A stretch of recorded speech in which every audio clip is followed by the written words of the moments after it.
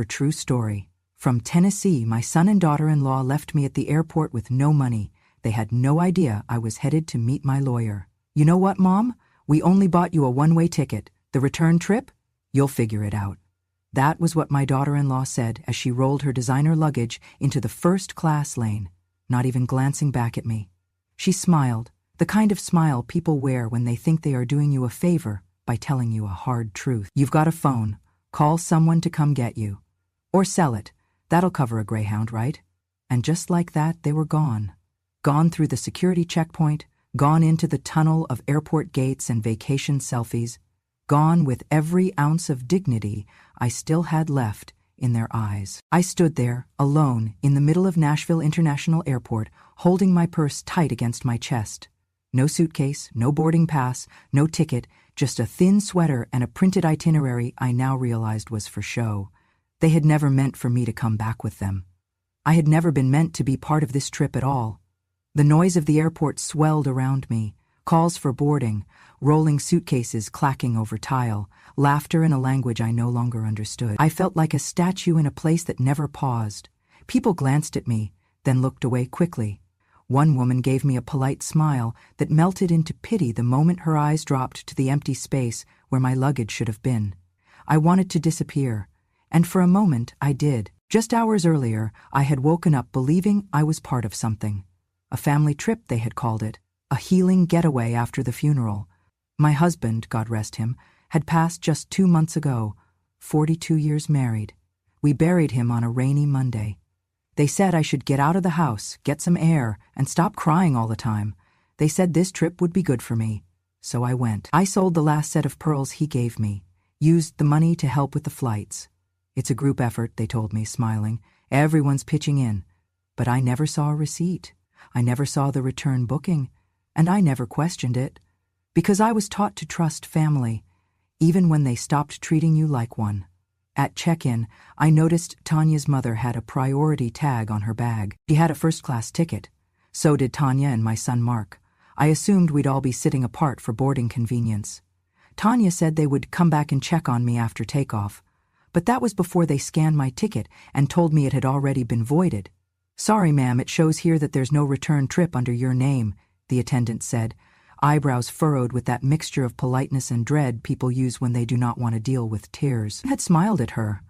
There must be some mistake. But when I turned around, they were already walking away. I followed them to the security line, still holding my little folder of travel documents. And that was when Tanya turned, sighed, and said the words that I now believe had been rehearsed. You know what, Mom? We only bought you a one-way ticket, the return trip. You'll figure it out. She said it like she was telling me what the weather would be tomorrow. And when she added the part about the phone, sell it if you need bus money, Mark didn't correct her. He didn't even look me in the eye. He just adjusted his sunglasses and kept walking. They left me there, like an old receipt. Used, discarded, unneeded. I stood there long after they disappeared through security, too stunned to move, too proud to sit. I didn't cry. Not yet. I just breathed one shallow breath at a time. The last time I felt that kind of abandonment, I was 9 years old, waiting on a father who never came back from a short trip to the next town. And here I was again, full circle. Only this time, I had raised the person who left me. People kept moving around me. The world didn't stop because I did. A man with a baby stroller passed by. A woman herding teenagers in matching dance uniforms shouted over the din. Somewhere, a flight to Orlando was beginning final boarding. The sun was hitting the glass walls just right, and it hurt my eyes. I looked down at my phone, not because I expected a message from Mark. He wouldn't dare. But to check that it was still in my hand. It was the only thing I had left that said I existed, that I mattered. I thought about calling someone. But who? My sister passed years ago. My friends had their own grown children, their own pains. I wasn't about to call anyone and admit that I had been left behind at an airport by my own family. No, I would not hand them my humiliation. Instead, I took a deep breath, walked over to the nearest bench, and sat down with my back straight and my chin high. I might not have had a ticket home, but I had something else. Tucked in my bra, right next to my heart, was a small envelope. Inside was the business card of a lawyer, my husband's old friend, someone I hadn't seen in years but who had always said, "If you ever need anything, Blake, you come find me." And now I would, because I might have been left with nothing. But that didn't mean I had nothing left to do. Grief does not knock when it arrives. It doesn't ask to come in. It crashes through the front door and sits in your favorite chair like it's always belonged there. That was what it felt like when Jake passed.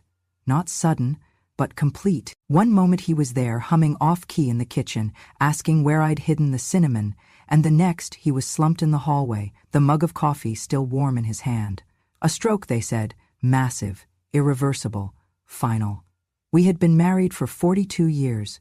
42 years of routines and rituals, of fights that ended with quiet forgiveness, of shared looks across rooms when no words were needed, of raising a son and losing a pregnancy and trying again, of watching life unfold in the shape of each other's laugh lines. He died on a Tuesday. It rained that morning. Not the kind of rain that makes you rush inside, but the kind that soaks into the bones without you realizing it. I remember standing at the kitchen sink hours after they took him, watching droplets slide down the window like they were trying to find their way home. I didn't move. I didn't cry. I just listened to the sound of everything being quieter than it had ever been. The days that followed were a blur of casseroles and condolences. People I hadn't seen in years brought flowers and stories, most of which I was too numb to absorb. The funeral was short. Jake never liked being the center of attention. He used to say, "If anyone cries at my funeral, make sure they bring a mop." I tried not to cry, but I brought tissues anyway. After the service, I went home alone to the house we built together. The bed felt too big. The rooms echoed differently. His slippers were still under the nightstand. His toothbrush sat beside mine like nothing had changed, as if grief wasn't a thief but just a shadow, polite enough to knock before stealing everything that mattered. The weeks crawled by. Some days I didn't leave the house. I'd sit in the chair he loved most and try to remember the exact way he laughed when something was really funny, that belly-deep chuckle that made his shoulders bounce. I tried to remember how he looked at me when I came into a room. I tried to remember who I was before I became the widow. And then one morning, Mark came by. He hugged me, light and distracted, and said, "Mom, I was talking to Tanya and we think it'd be good for you to get away for a bit." "Away?" I repeated. "Yeah, just a short trip," he said, "to clear your head. We're thinking of taking the kids down to Florida for spring break. You should come, it could be nice." Tanya nodded beside him, all practiced sympathy. "Just to breathe a little. Change of scenery. Don't you think Jake would want that for you?" It felt like someone opened a window. I hadn't been out of Tennessee in over 5 years. The thought of sand between my toes, of sun on my shoulders, of not waking up to silence, it stirred something I thought was long gone. "Are you sure?" I asked. "Of course," Tanya smiled. "Your family. Family." I clung to that word like a life raft. Later that week I opened my jewelry box, the one I hadn't touched since the funeral. Nestled in the corner was the gold wedding band Jake had given me on our 10th anniversary. It wasn't expensive, but it was real gold.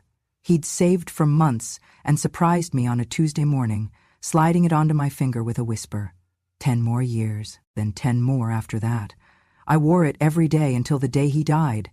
Now I held it in my hand, felt its weight, its warmth, and then I let it go. I walked to the small pawn shop down the street and sold it. The man behind the counter looked surprised. "You sure, ma'am?" "I'm sure," I said, even as my throat tightened. I used the money to pitch in for the trip. When Tanya had mentioned everyone contributing, I assumed that included me, so I offered without being asked. It felt good to still be needed, to be included, to be more than just a photo in a frame. That night I cried alone in my room. Not just for Jake, but because for the first time in weeks, I felt something close to hope. I packed my bag carefully. I placed a small framed photo of Jake in the pocket of my carry-on. I chose my softest sweater, the one he always said made me look classy as hell. I folded a beach towel I hadn't used in years, and tucked a paperback I'd been meaning to read for months into the front pocket. And before I zipped it all shut, I placed a folded tissue in the top flap, just in case. I didn't know that by the time I reached the airport, all of it, the bag, the towel, the hope, would be gone. That the woman I had been, while packing, would not be the same woman left standing alone at gate B22, that I had not been invited out of love or grief or even pity. I had been included for convenience, for what I could give, not who I was. I see that now. But back then, in those days between the funeral and the flight, I believed in the story they told me, that I was still part of the family, that I was still wanted. I was wrong. There is a particular kind of silence that falls when you realize you are not part of the plan. Not forgotten, because forgetting implies accident. No, this is different. This is the realization that someone looked at you, considered you, and still decided you were disposable. It happened at the airline counter. "Ma'am, I'm sorry," the agent said politely, tapping at her keyboard. "There's no return flight booked under your name." I blinked. "I'm with my son's family, Monroe. The reservation should be under Monroe." She checked again, this time with a deeper frown. "I do see a Monroe group, but the return tickets are only for 6 passengers. You're not listed." She looked up at me with that rehearsed empathy they must practice in training, the kind that says, "I'm so sorry your life just cracked open, but I still have a line behind you." I felt my breath catch in my throat. There has to be a mistake. "We can check if there's a return flight available," she offered. "But it would need to be purchased separately." I didn't respond. I turned slowly, scanning the bustling terminal, and spotted Mark and Tanya near a coffee stand, laughing about something on her phone. I walked over, still holding my printed itinerary, the edges now damp from the sweat on my palms.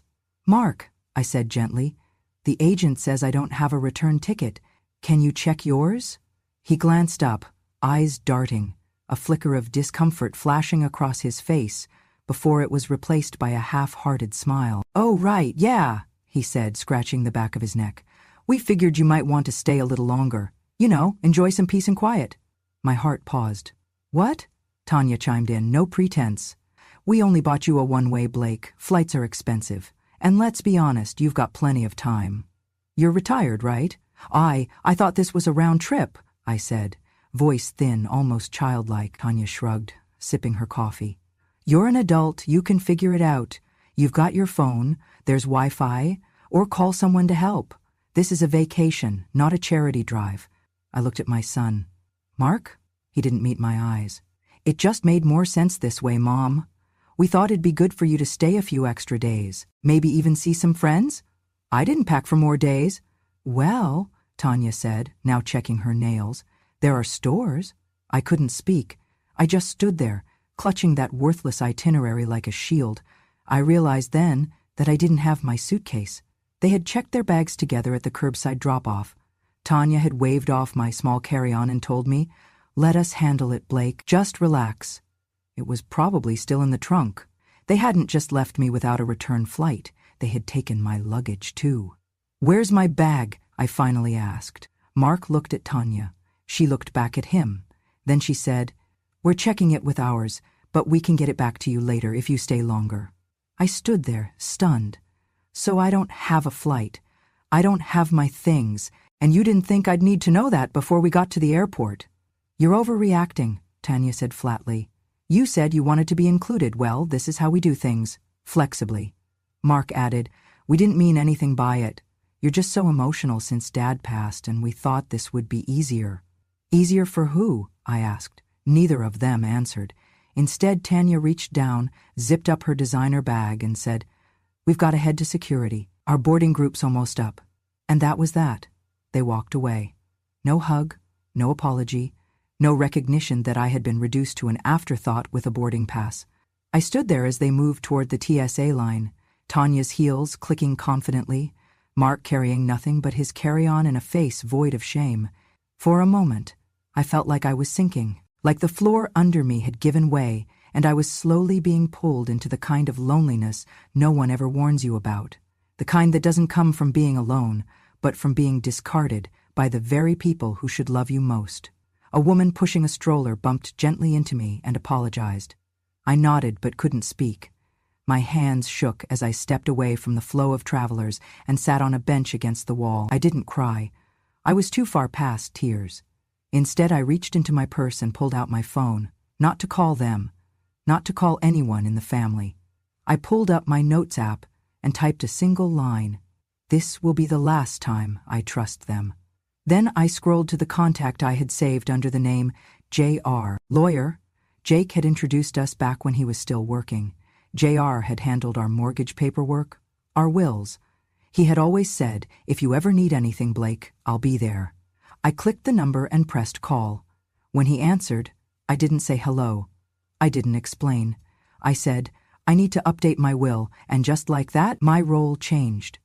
I was no longer the forgotten mother on a one-way ticket. I was a woman preparing to reclaim her voice. I looked at the boarding monitor. Their flight was on time. So was mine. It just wasn't headed where they thought. I did not follow them to the gate. I sat on that bench in the airport terminal until their flight disappeared from the departure board, until the loudspeaker announced final boarding and no more messages came through from Mark. Not that I expected one. He and Tanya had likely settled into their extra legroom seats, sipping complimentary orange juice, already posting filtered photos with captions about family time and recharging. But I wasn't part of that caption. Not anymore. I reached into the side pocket of my purse, past the folded tissues, the peppermints, and the hand cream. My fingers found the envelope before I even looked, the one I'd kept tucked away for 6 years. It was something Jake and I called our break glass in case of fire fund. We started it after his heart scare. Just a few $100s at first. Then we added to it, quietly, as we got older. A 50 here, a 20 there. Sometimes 100 slipped in after a tax return. It was never meant for groceries or birthday gifts. It was meant for the day one of us had no one else to rely on and needed to move fast. I unfolded the envelope. $960, 0 cents in cash, still crisp from the bank. It was not much, but it was mine, and more importantly, it was enough. I flagged down a cab at the curb outside the airport, gave the driver an address I hadn't spoken aloud in years, 287 Jefferson Street, Monroe and Wade Law Office. He nodded and pulled into traffic. The cab smelled faintly of pine and something fried. I stared out the window as the familiar streets passed. Strip malls, gas stations, the aging heart of Tennessee where I'd spent most of my adult life. The last time I was at that law office, Jake had just retired. We had gone in to sign our first will. Back then, it was simple, everything to each other, and then to Mark. We had been so sure of our legacy, so sure of our son. Now I wasn't sure of anything, except that the name on that paper no longer deserved what it promised. JR was still there, older now, a little slower to stand, but his handshake still firm. "Blake," he said, eyes widening with surprise. "I haven't seen you in years. I was sorry to hear about Jake." "Thank you," I said, sitting carefully. "I'm here because I need to change my will." He raised an eyebrow. "All right. Anything specific?" I nodded. "I want to remove my son and daughter-in-law from every part of it." He paused. "You're sure?" "I'm sure."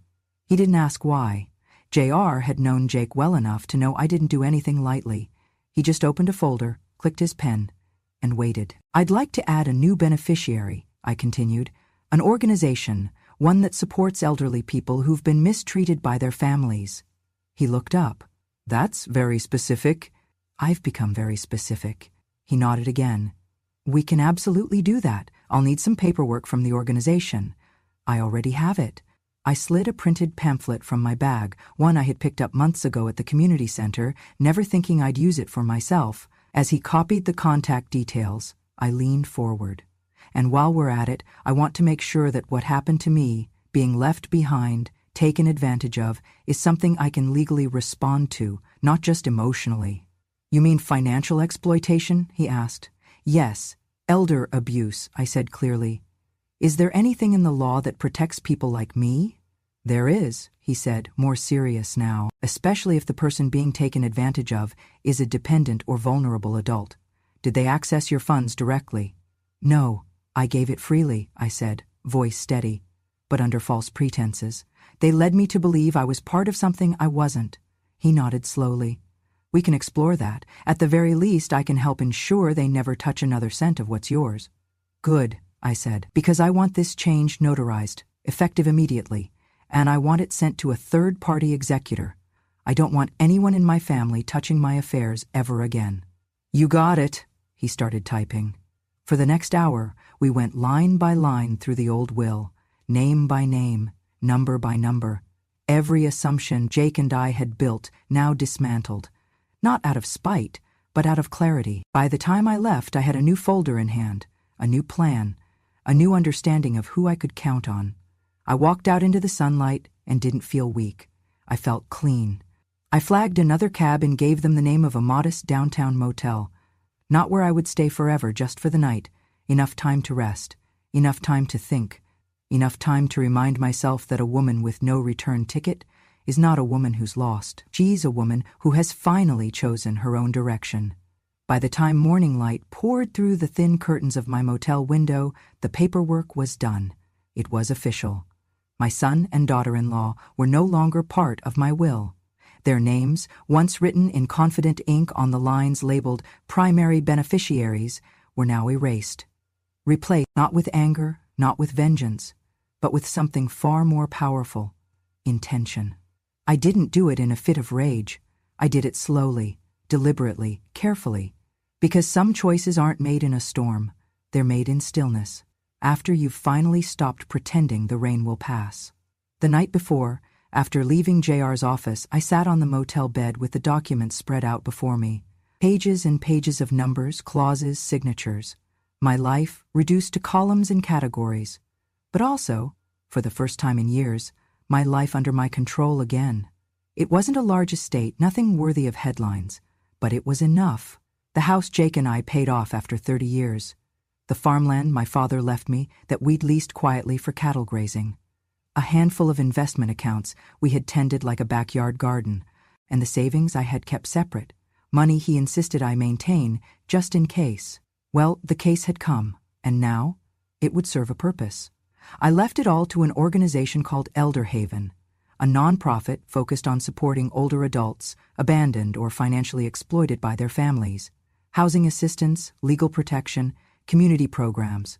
They helped women like me, and I knew I wasn't alone. I included a personal letter in the bequest, addressed to no one in particular, but written to every woman who might one day sit where I sat.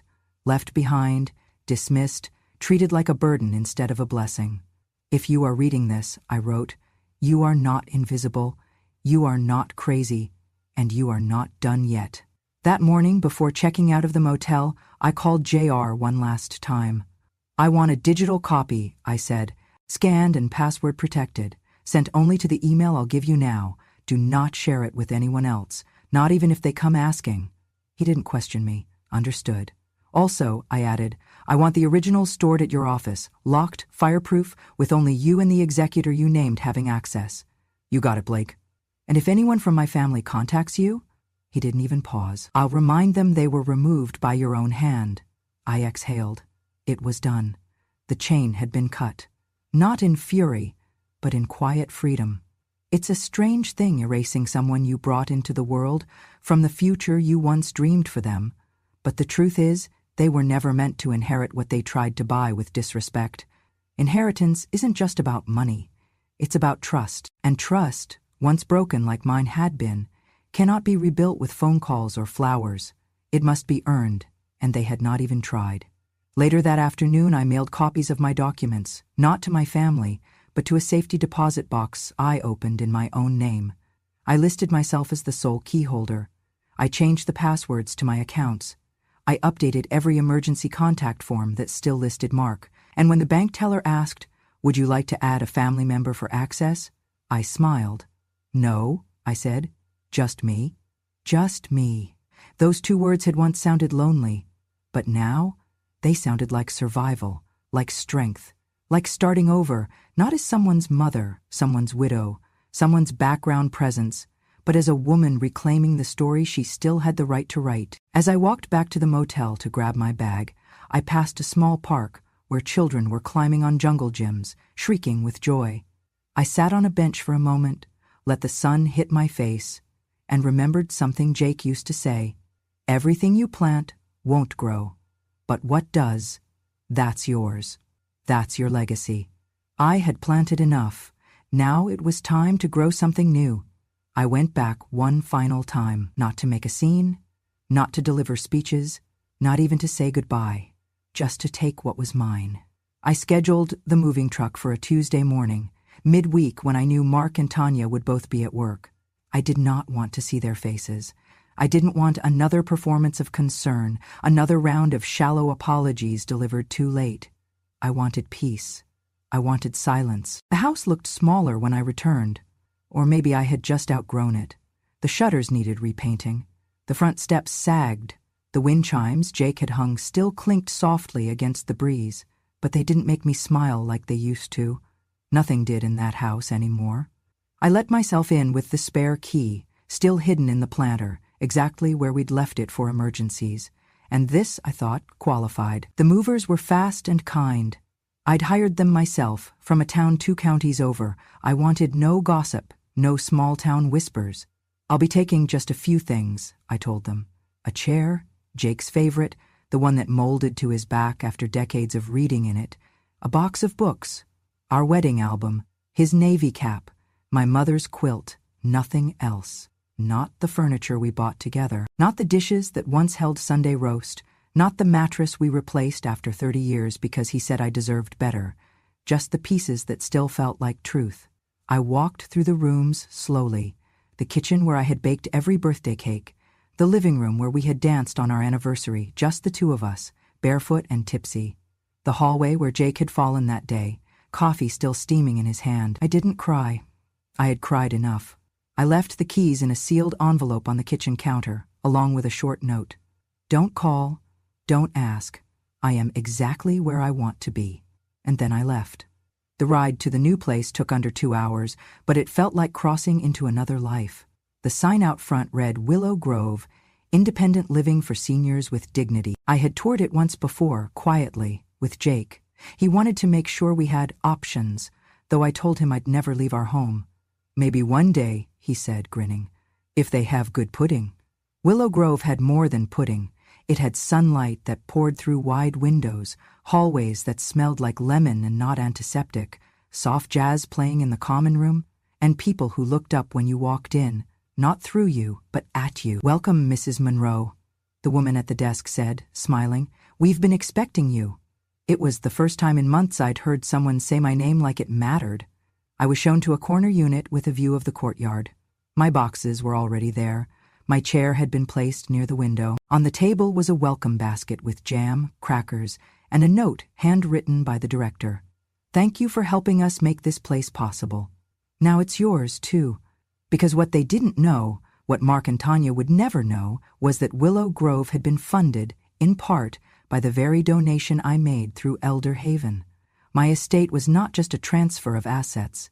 It was a quiet revolution. I had built myself a place in the world where I would never again be forgotten, where I was not a burden, not a relic, just Blake. In the days that followed, I settled in. I joined the afternoon book circle. I met a retired teacher named Helen who made me laugh so hard I spilled coffee down my blouse. I started attending a watercolor class on Thursdays. I even signed up to lead a workshop on letter writing, something I'd done with Jake every Sunday for years. The best part? At 5:00 p.m., someone always came knocking to say, dinner's ready. Not because they wanted anything, just because they wanted me there. There was a seat with my name on it, and for the first time in a long time, I sat down without hesitation. I wasn't in the way. I wasn't tolerated. I was welcomed. The house I left behind was no longer my home. Because home isn't where you store things. It's where you are wanted. And I was finally home. It took 6 months. 6 months of silence. 6 months of peace. 6 months of morning coffee in the sunroom at Willow Grove, of learning how to sketch birds in watercolor, of hearing my own name spoken with kindness and never followed by a sigh. 6 months of not looking back, and then it arrived, the day I had circled in red on my private calendar, the one pinned discreetly inside my armoire door, notification sent. That morning JR emailed me with just one sentence. Letters have been delivered as of 9:00 AM. I didn't reply. I didn't need to. By 11:00 AM, the phone started ringing. Mark, 16 calls in one day. I watched them come in one by one, the name flashing on the screen of my cell, a name I had once loved so fiercely it nearly unmade me. A name that now only triggered stillness. Calm. I didn't answer. Not the first call, not the third, not the 12th, not the one at midnight. There was no message left, just rings, and more rings, like the frantic pacing of someone who had finally realized the door was locked and they were no longer welcome inside. By the next morning, the email came. Subject line, "I'm sorry, Mom, but at least let us keep the garden." I opened it, not because I expected sincerity, but because I was curious. Curious how he would phrase it. Curious if he'd even understand what had been lost. From Mark Monroe to Blake Monroe. Subject, "I'm sorry, Mom, but at least let us keep the garden, Mom." I don't know what to say. Tanya and I got the letter from the lawyer this morning, and I don't even know where to begin. We didn't think you'd actually go through with it. Look, maybe we were wrong. Maybe we didn't handle the airport thing right. Maybe we underestimated how hurt you were. Tanya says it wasn't meant to feel like abandonment. She just thought you'd prefer to stay a few extra days. I know that doesn't excuse anything. But this, Mom, this is serious. You've removed us from everything. The house, the savings, the land. Even the joint account we used for the kids' school fees has been frozen. I'm not saying we didn't deserve something, but you're cutting us out completely. After everything? After all the years? At least let us keep the land behind the house. The garden. You know the kids helped plant it. You know it means something. We're not perfect, but we're your family. Can we please talk? Just one call. Just 5 minutes. Mark, I read it once, then again, and then I closed the laptop and sat back, letting the words settle. We didn't think you'd actually go through with it. That sentence alone told me everything I needed to know. They thought I was too old, too soft, too desperate to be included. They thought I would bark but never bite, weep but never walk away. They mistook kindness for weakness, and now they were shocked that the woman who once sewed buttons on their coats had the backbone to write them out of the story. But I had, and I would not undo it, because they hadn't just left me at an airport. They had left me behind in every way that mattered long before that. They had chosen comfort over care, convenience over compassion, performance over presence. And now they wanted land? For the garden? That garden they never once asked me to help water, the one Tanya posted about online as her sacred space, but never mentioned my name in once? They could have it. In memory, not in deed, because it no longer belonged to them. It now sat under the care of Elder Haven, whose regional director had already visited the site and proposed turning the land into a therapeutic horticulture program for aging women with memory loss. My land, my choice, my legacy. At Willow Grove, we had a small library. That afternoon, I went there and pulled out a book of poetry. I wasn't even reading it. I just needed the weight of something honest in my hands. Helen, my new friend with the sharp tongue and soft heart, slid into the armchair beside me. "You've got that look again," she said. "What look?" I asked. "The one people wear after they've just told the world who they really are." I smiled. "Maybe I have." She grinned. "Good. That world needed to hear it." I looked down at the email on my phone one last time, reread the closing plea. Just 5 minutes. I thought about replying. One line, something clean, something true. Instead, I powered the phone off. Then I picked up my pen and wrote in my journal. Some things are inherited, others are earned, and some, like peace, are created from scratch. Let them wonder. Let them rage. Let them miss the sound of my voice when birthdays come and go, because I would be here, surrounded by people who didn't expect me to fund their comfort in exchange for their absence, surrounded by names I chose, not those who used to belong, but those who still saw me. I didn't owe anyone a conversation. I had already given them something better, a clear goodbye, and a door that no longer opened. Some days now I forget what silence used to sound like, the sharp kind, the empty kind, the kind that sat with me in the house after Jake passed, after the casserole dishes stopped coming, after my own son stopped asking how I was holding up. The silence at Willow Grove is different. Here, it hums gently. It waits for you. It does not shame you for resting or for remembering. I spend my mornings with the book club, 6 women and 1 soft-spoken man who brings crossword puzzles to share. We argue over plot twists, laugh too loud at scenes no one else would find funny, and drink tea with names none of us can pronounce. We belong to one another in the simplest way, by showing up. In the afternoons, I take gentle yoga in the courtyard. My balance is not what it used to be, but no one minds. The instructor always tells me, "You're stronger than you think." And for the first time in my life, I believe it. I've taken up painting again, something I gave up decades ago when life got busy, when Mark was young, when Jake worked late. My brush strokes are shaky, my colors too bold, but my heart swells when I step back and see something, anything, that I created just for me. One evening, while organizing some of the communal art supplies, a woman named Ruth looked at me across the table and asked softly, "Do you ever regret it?" She didn't specify what it was. She didn't have to. We all knew what she meant. I looked her in the eyes and said, "I regret not doing it sooner." She nodded. No more questions. That night, I sat alone in my room. The window was open, letting in the breeze. On the table was a framed photo of Jake, the one I brought from home, the one where he's laughing with his whole face, eyes nearly shut, hands mid-vesture. I lit a candle for him. Not for grief, but for gratitude. "I'm okay," I whispered, "more than okay." Then, after a moment, I added something I hadn't even known I needed to say. They thought I'd fall apart when they left me. They thought I'd panic, beg, chase after them. I leaned in closer, looking at his picture as if he were sitting across from me at the dinner table. "But you know what, love? They're the ones who lost something that day. Not me. They lost their way back. Because that's what they did, isn't it? They mistook silence for weakness. They mistook endurance for consent. They mistook my love for a bottomless well they could draw from forever, without ever pouring anything back in. But now, I don't mistake myself for someone who owes anyone anything. Not Mark, not Tanya, not the grandkids who will one day ask why they don't know me, and who will hear whatever version of the story their parents are bold enough to tell. That's not my burden. I know my truth. I lived it, I survived it, and more than that, I rebuilt from it. Here, I'm not just the old lady who paid for the trip. I'm not a financial resource, not an inconvenience, not a figure fading quietly in a corner. I'm Blake. At Willow Grove, they say my name when I walk in the room. They save me a seat. They ask what I'm working on. They wait for my opinion in the book club before moving to the next chapter. They know when I prefer peppermint tea and when I want chamomile. They remember. They care. They see me. And I see myself.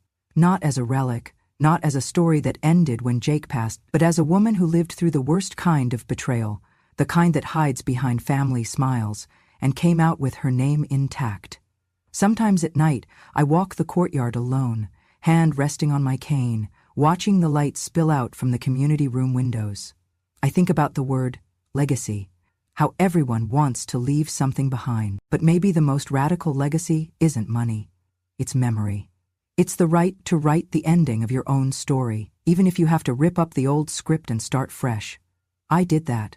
I chose new names to include, new traditions to build, new family to love, not bound by blood, but by presence, by choice. And that, in the end, is what real family is. Chosen, cherished, kept. And when I blow out the candle each night, I smile, because I don't owe gratitude to anyone who made me small. I owe it to myself, for standing up, for walking away, for lighting the match and watching the lies go up in smoke. I chose myself. I chose peace. And I chose a new family, one that would never leave me at the gate. If this story made your heart ache, then made it rise again.